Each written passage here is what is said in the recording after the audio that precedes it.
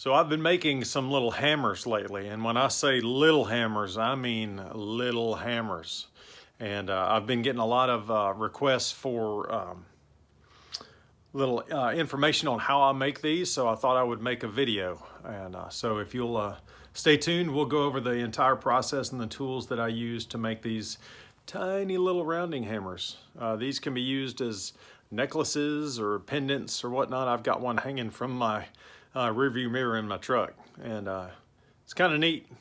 It's just something for fun, but anyway, I'll detail the tools that you need and how to forge these out and finish them coming up next. So thanks. So the first thing that I'm gonna talk about here is this little homemade spring fuller. This is just a 1/4 inch mild steel, and I flattened the middle section of it out and folded that over into a typical spring fuller. And I just have a small end here that I can hold with my hand. I typically do all my work of this kind over on my treadle hammer. So these are made from 3/8 inch pieces of round square bar. And so once you have the square bar and this spring fuller, the only other thing that you're going to need is some way to shape the handle material, and then a way to put a hole in this hammer head. So let's get some steel hot in the forge, and we'll take this spring fuller and the steel over to the treadle hammer, and I'll show you how I forge these little hammers out. All right, so this is the stock that I like to use for these little hammers. Again, this is 3/8 inch square bar, mild steel. And I'm gonna forge out about 1 inch or so. And I'll make 2 fuller lines in this using the small spring fuller. So let me get this forge lit and we'll get started. We'll square it up first.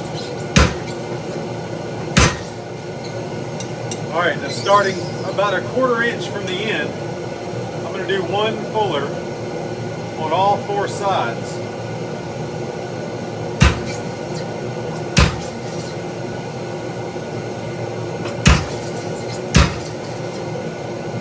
Now I'm going to turn it.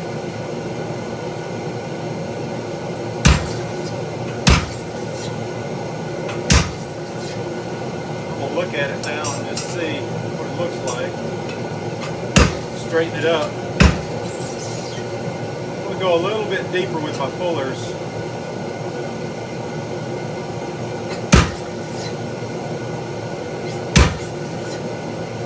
Sometimes I have to open the spring fuller up a little bit to get it out. Alright. About what I want. Now I'm going to do the corners, so I'm going to stand it up on the diamond and forge these corners in. That'll hit both sides.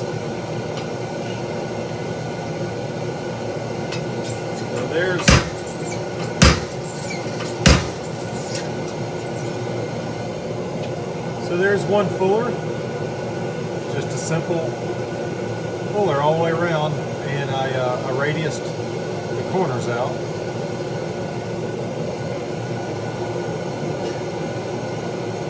So it's back in the forge for a minute, and then we'll do the other one. Or the other 2. Now sometimes this spring fuller will get stuck closed, and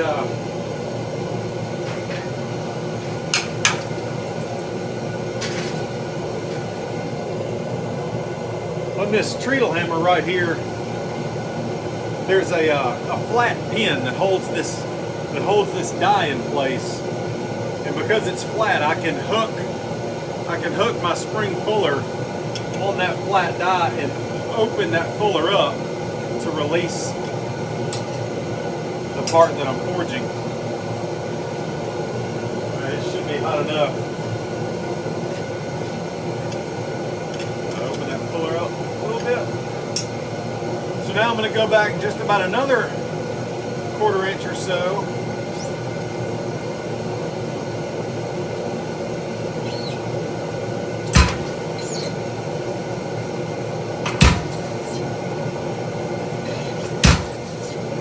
Again, I'm just hitting and looking. And now I'm going to turn it up and do the other side.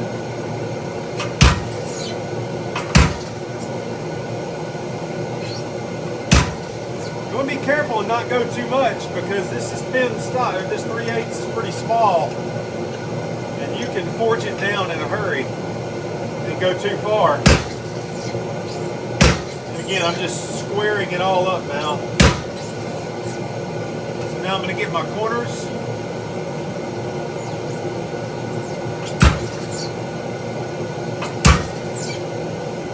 Open it up so I can get it out.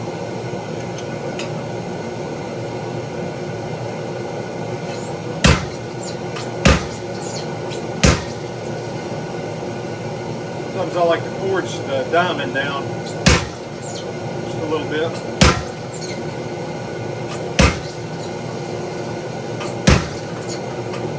Straighten it one time. Now, if you don't have a treadle hammer, you would need to be doing this all by hand on the anvil. At that point, you would want to use your Pritchell hole to hold this in the anvil so that you can then hit it with a hammer. So that's it. That's the forging. It's just 2 fullers that go all the way around, about a 1/4 inch apart. So, I mean, you can clean these up. I left it pinched it a little bit in the middle of there, but that's okay. If you get that pinched look, you can come back over here.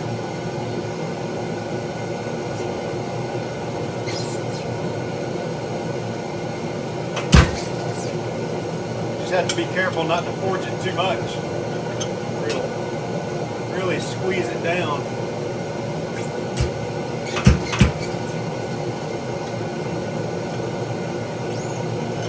That looks fine.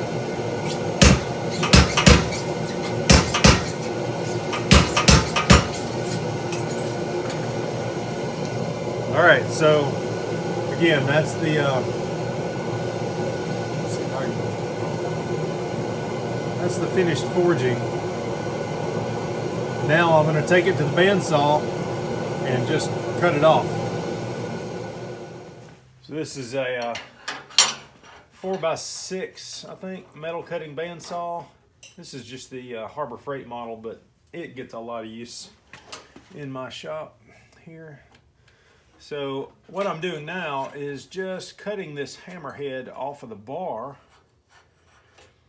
And typically this end that I make this cut on becomes the flat die of the hammer.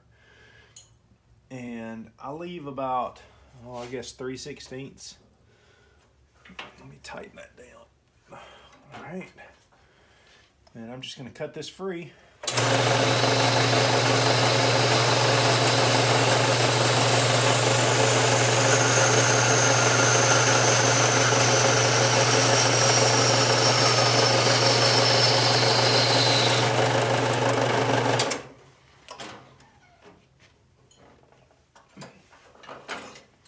And since this bar is still really hot, I'm going to use a pair of tongs. So now we'll take this little hammerhead over to the grinder, and we'll start working on the faces. Got to cool it off first, of course.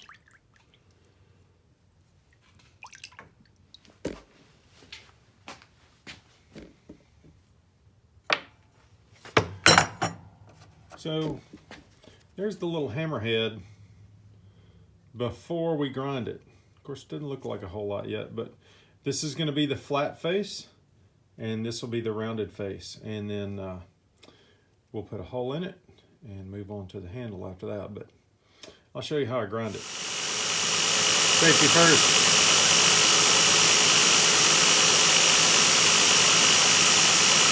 So this is going to become the flat end. So I'm just going to flatten it out.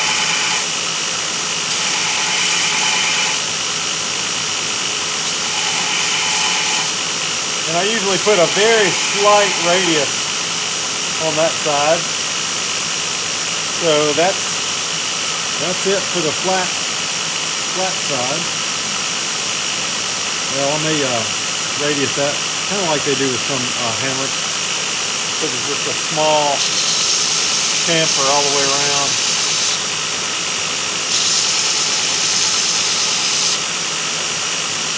That dresses it up just a little bit. I don't know if you can see that or not, but put a little bit of a radius there. All right, so that's the flat face. That's pretty much done.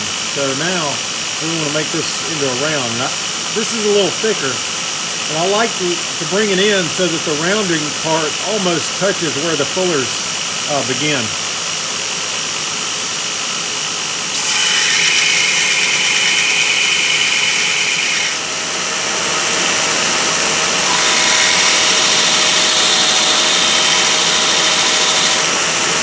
All right. Now I'm going to round it out. So when I start rounding this out, this will be just like you do with a real rounding hammer. You grind it up and down and left and right and then hit the diagonals.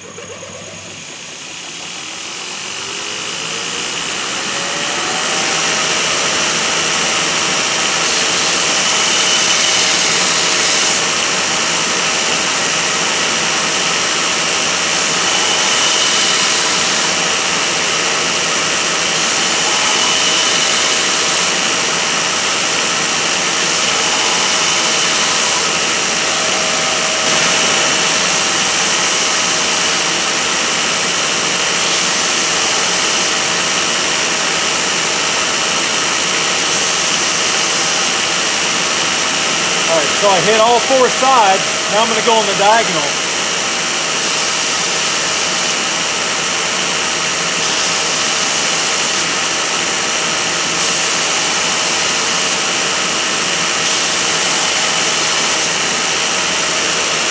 That's just about it.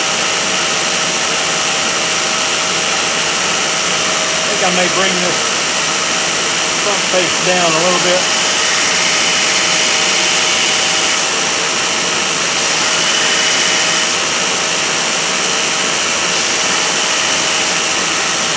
Ooh, got hot.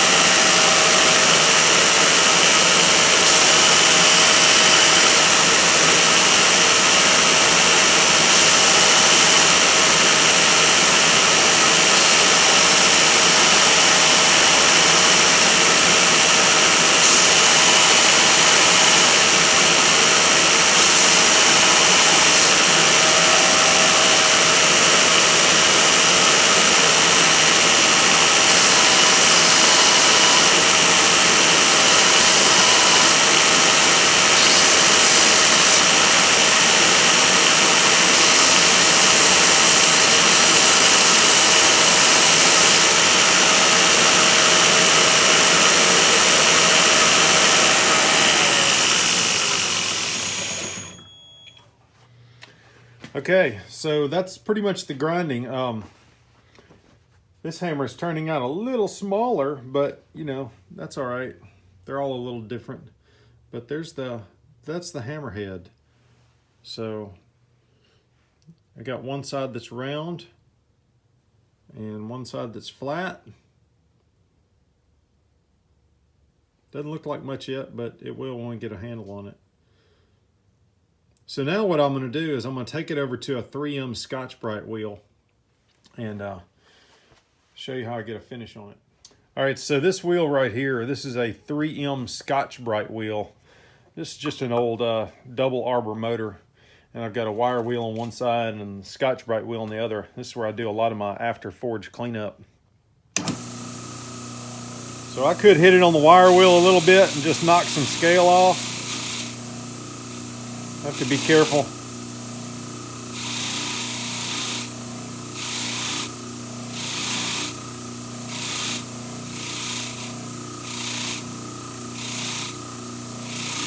And then I'm going to go over to the 3M wheel here.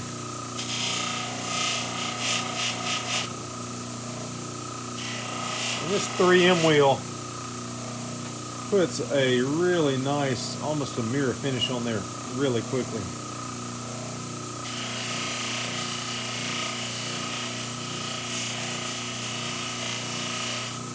It does generate a little heat.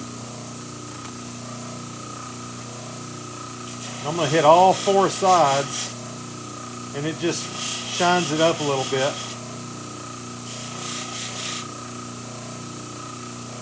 They're hot again.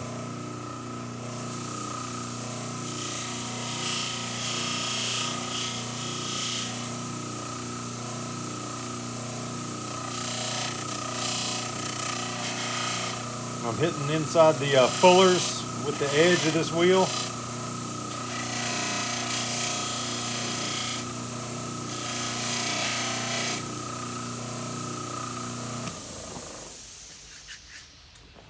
So this is the hammerhead before we put a hole in it. It's got a rounding die and it's got a little flat die. So just to show you some progress or where we're going again. So there's a finished hammer and there's this one we're working on. So what I'm going to do now is pop a hole in here at the drill press, or 2 holes actually. So one thing I didn't say earlier, but before we put this hole in it, I've got to center punch this. So I'm going to do that real quick. All right, so we're ready to drill the holes. I've center punched the top and bottom. I like to center punch both sides and start drilling so that if one of my holes starts to go kind of crooked, I can flip it and try again on the other side without wasting the little hammerhead. So I'm going to clamp this up in a small drill press vise, and I'm going to start with an 1/8 inch hole, and then I'm going to go to a 3/16 hole for the final size. So I have 2 drill presses here, and I'm going to I've got one set up with my 1/8 inch bit, and one is set up with the 3/16. Of course, helps when you don't drop things all over the place.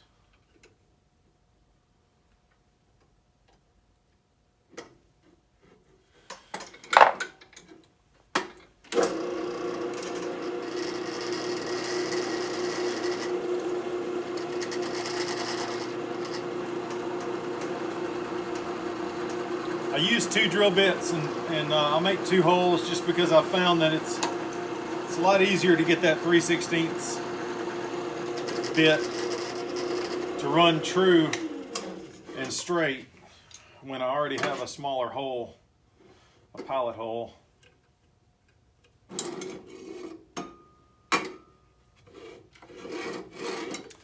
So I'll bring the drill press vise over here. I guess I should have just left that chucked up. I don't know why I took that out. Force of habit.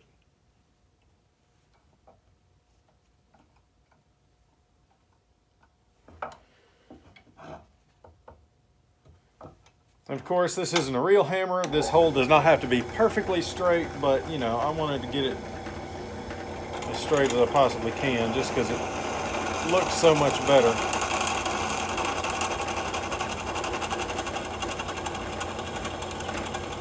And I found the 1/8 inch hole just looks too small.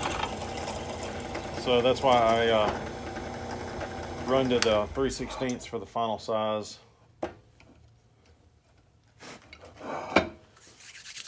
All right. So there is our completed hammerhead with the handle hole in it. So that's it. So now I'm going to cut a very small strip of wood and we'll start shaping the handle. All right, so I went to the saw and I cut a small piece of, this is canary wood. I just think it's a really pretty wood. I use it for a lot of other hammer handles.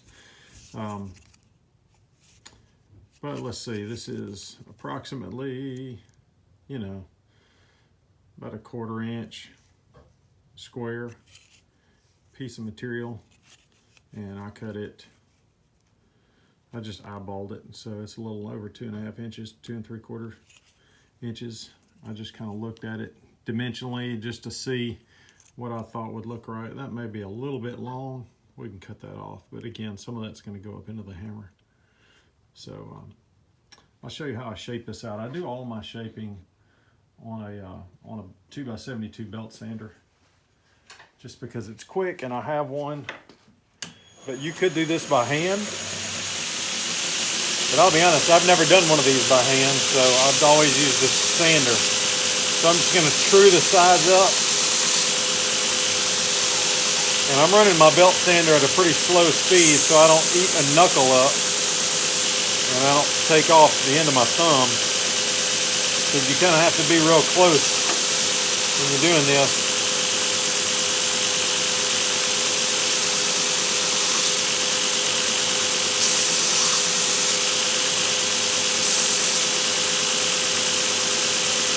All right, so now I'm going to go into the edge. I'm going to look and see about how much is going to go up into the hammer. And I'm going to go on the edge of the belt. So I'm going to roll this edge off towards me just a tad. And then I'm just going to roll this into the belt gently and make a round part of the handle to go into the eye.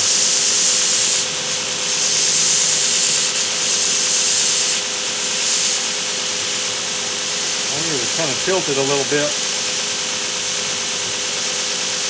Cut those shoulders.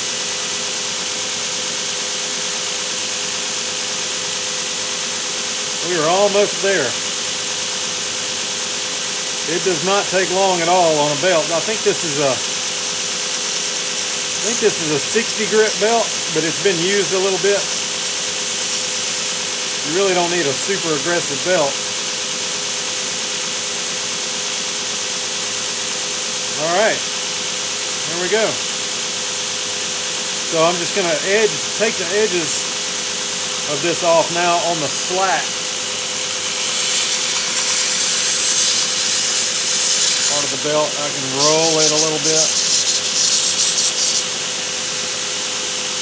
Just take the corners off.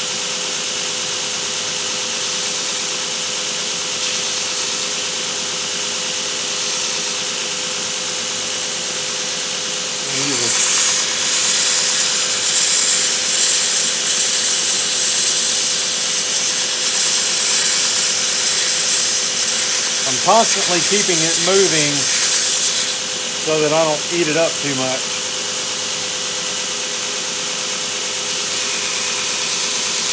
Try to square it up a little bit.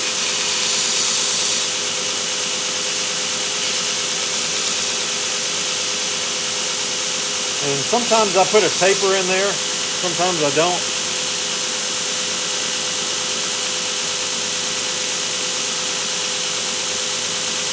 I'm going to chamfer the bottom edge just like a real hammer handle.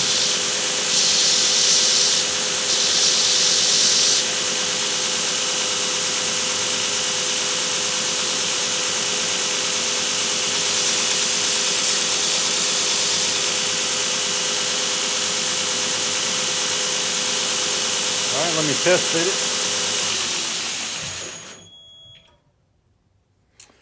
I want it to have a little bit of tension, but not just, I don't want it just crazy tight. And now my shoulder here is a little lower on this side than it is over here. And that's just because when I was rolling it into the belt, I wasn't completely even. So I'm going to try to clean that up just a little bit.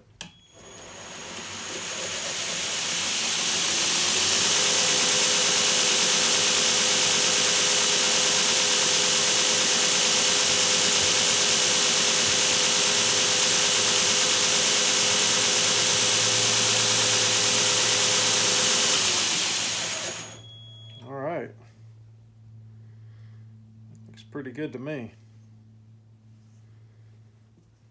and I'll turn the handle around back and forth and find which way looks the best to me. But to me, I think that looks pretty good. So we're almost done.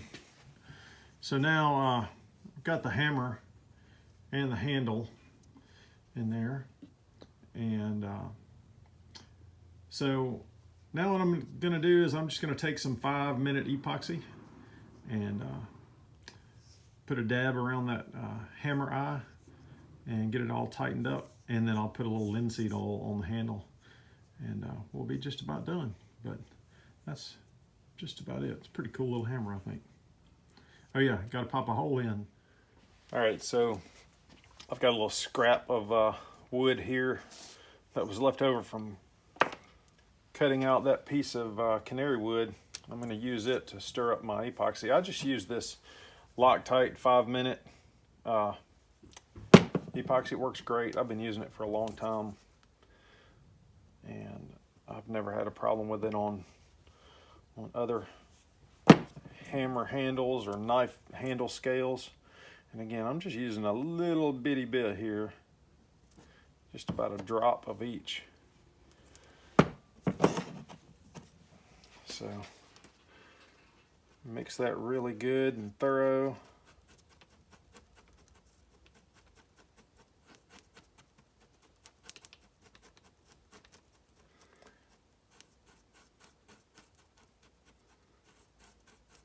And it does not take much. So this is the way I like my handle oriented on this one. So I'm going to remember which way it goes.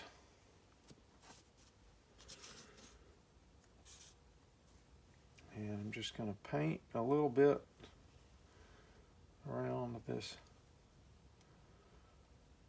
handle.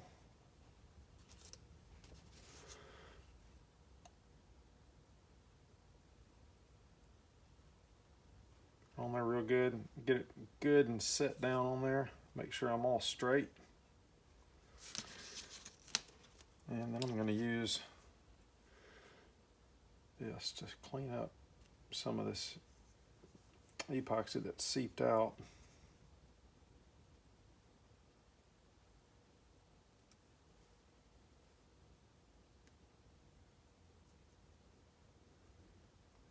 I'm pushing a little bit up under there into that little tiny gap, and then I'm going to put a little bit on this top, just a little bit, and I'll come back later when this is dry and actually peen this down.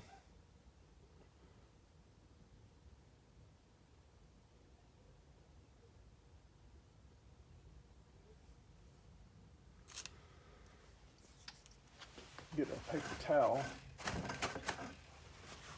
Just clean up some of this excess that's under here. And while it's wet and still not completely set, now is a good time to eyeball it and make sure you got it exactly the way you want it. Looks pretty good and straight. Again, this is not a real hammer. This is just a pendant or a necklace. So